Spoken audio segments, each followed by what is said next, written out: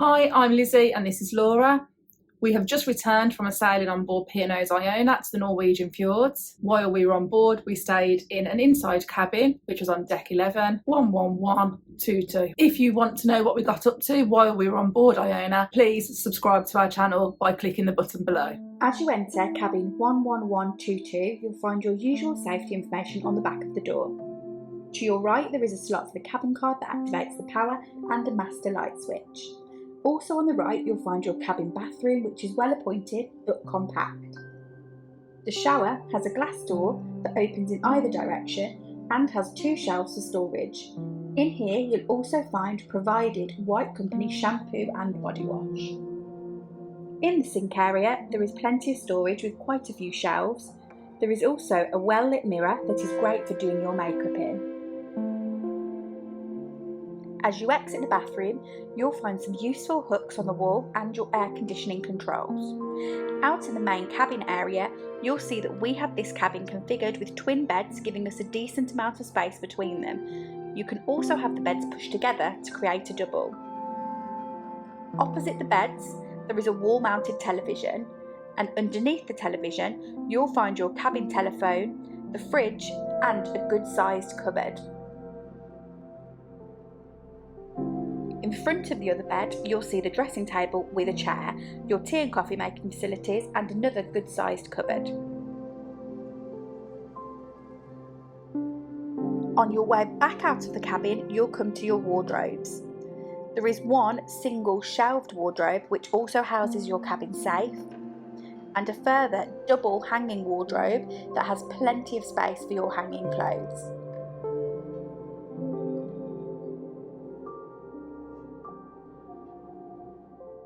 The cabin is on the port side and it is 3 cabins away from the front of the ship.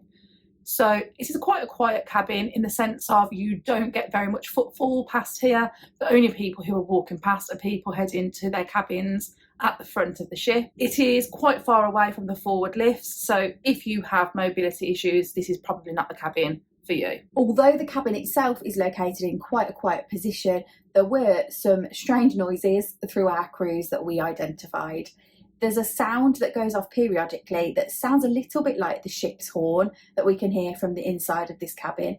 We initially thought this was the foghorn. However, on the final night of our sailing, the foghorn was going off and we noticed the sound was slightly different. We did also have noisy neighbours, which you can't legislate for. You don't know who's going to be in the cabin next to you, but that did cause some issues through our cruise. We could only hear noise coming from the cabin on one side of ours, so it does show that they must have been particularly loud, as we do know that there was somebody staying in the cabin on the other side too. As the cabin is quite far forward, you can feel some movement in here. We have been on a pretty smooth sailing, so there's not been too much. However, I would presume that if the seas were a little bit rough, you would feel quite a bit of movement here. The storage in this cabin was adequate for us in a 1-week sailing. To be honest, we didn't have any issues with making sure that we could put everything away, and we found there was enough surface space for everything that we needed.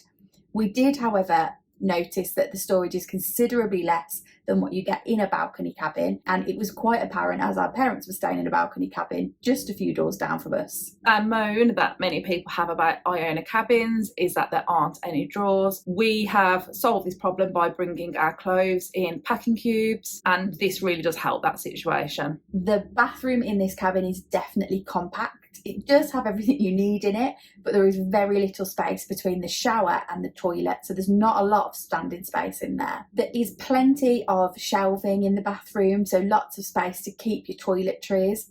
We did have an issue with our shower. The shower head actually became detached from the shower hose. This was rectified the same evening that this happened on our cruise, so there was no issue with that sort of long term in this cabin. We had the cabin set up as 2 twin beds. The beds were very comfortable and we did not have a problem sleeping. Laura's not a particular fan of the 2 pillows because she finds them quite bulky, whereas I absolutely love how fluffy they are. One thing that we did find to be a little bit irritating is if somebody is using the bathroom and somebody is trying to get clothes out of the wardrobe at the same time, it can be a little bit of an issue. We had a couple of occasions where one of us banged into the other one with the bathroom door because we were standing in front of the wardrobe. The lighting in the cabin itself isn't amazing. It is not a great place to do makeup in the cabin itself. We highly recommend you do it in the bathroom instead. At night time, there are some strange lights in here, however. There is one above the television where we had to then use a copy of Sail Away magazine that luckily we picked up in the port building as we got on to cover up the light because it was quite bright. Something that we quite like, but we know annoys other passengers, is the fact that there is a light in the shower that stays on all the time. We quite like it because it means it's easy to find the bathroom in the middle of the night. However, it then means your cabin isn't pitch black. If you are the type of person that likes to sit in your cabin during your cruise, there isn't particularly anywhere to sit in this cabin. You would probably have to use the bed, or there is one chair that's used at the dressing table. You can really feel the difference on Iona between the inside cabins and the balcony cabins, because the balcony cabins do have a sofa area. Overall, we didn't have any major issues with the cabin. It was an adequate space for us to spend our time. We would choose to stay in this cabin again, as we found that it really met our needs. Thanks for watching. Don't forget to give this video a like and drop any questions you've got in the comments down below. Please also make sure that you're subscribed to our channel. You can also find us on social media by searching Sisters on the Seas.